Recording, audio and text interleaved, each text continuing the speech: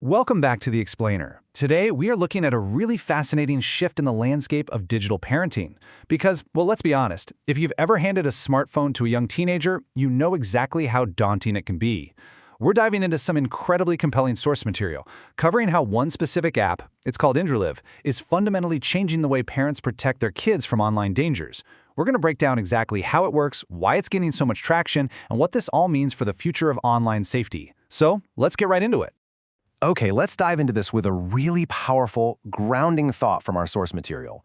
We're looking at the authentic experience of a caring Danish mom in her mid-30s. She was talking about her two girls who were just 12 and 13 years old, and she said, "I was scared that someone could get hold of sexual pictures or videos of them, or send them perverse messages." And man, that just perfectly captures the highly emotional reality so many parents face today. It's that terrifying realization that the second your kid unlocks their screen, they're potentially exposed to a world that can be incredibly hostile. You know, for the longest time, the default strategy for parents was just relying on whatever came built into the phone. But as the mother we're talking about explicitly noted, even after the latest iOS updates, those built-in device settings just didn't feel like enough anymore. A lot of parents are waking up to the fact that standard screen time limits simply can't compete with real protection and filtering. I mean, sure, they might limit how many hours a child spends on a device, but they don't do anything to filter the actual safety of the conversations happening during those hours. So, who is actually at the highest risk here? Our source data highlights the severe vulnerability of preteens, specifically pointing out that girls aged 11 to 14 are increasingly exposed to explicit content online.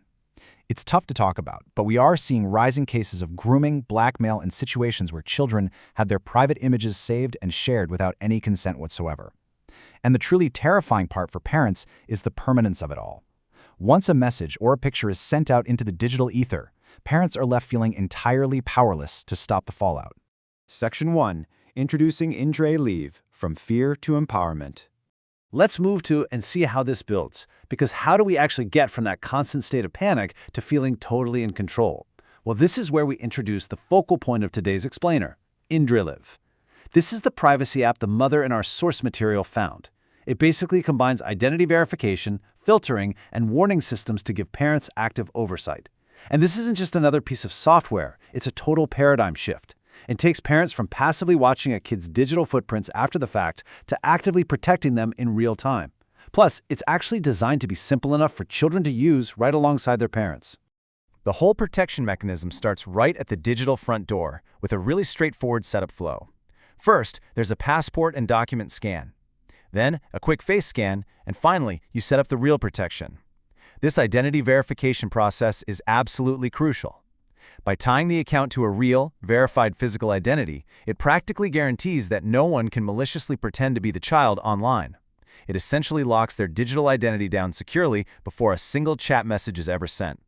Now, what's really interesting about this is just how comprehensive the toolkit actually is once that identity is verified. Indre gives parents contact approval, meaning you explicitly approve exactly who they talk to. It has content filtering to keep feeds clean, and warnings and notifications to immediately alert parents if anything looks suspicious. It even includes a private vault for the child's own sensitive files and optional evidence collection, just in case things escalate to a serious legal or safety issue. It's a remarkably complete safety net.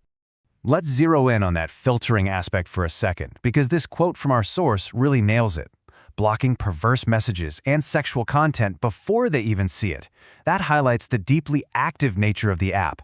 It's not about punishing a child or trying to pick up the pieces after they've already seen something terrible. It's all about preventative care. It ensures that chats and media remain completely clean and respectful in the first place, removing the risk of traumatic exposure before it even happens. And this brilliantly illustrates exactly how the app neutralizes specific nightmares step by step. Terrified of a stranger messaging your kid? Well, that's solved by requiring contact approval. Worried about explicit media? Stopped dead in its tracks by content filtering. What about that subtle, suspicious behavior that usually flies completely under the radar? That is immediately flagged with warnings to parents. The app literally maps out proactive defenses against the absolute worst-case scenarios like blackmail and grooming.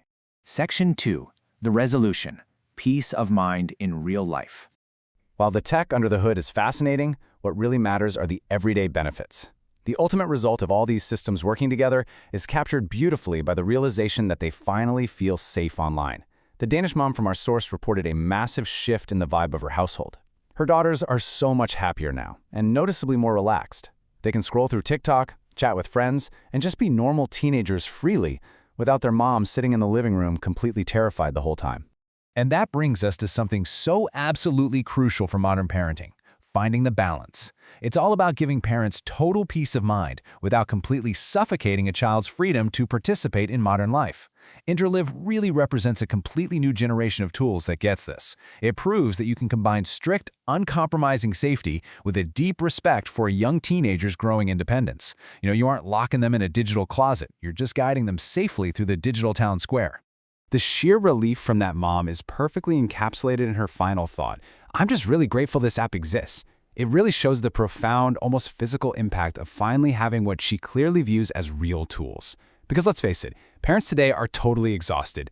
They don't want to endlessly tweak basic device settings that kids can just bypass anyway. They want a dedicated system that actually lifts that heavy burden of constant worry right off their shoulders.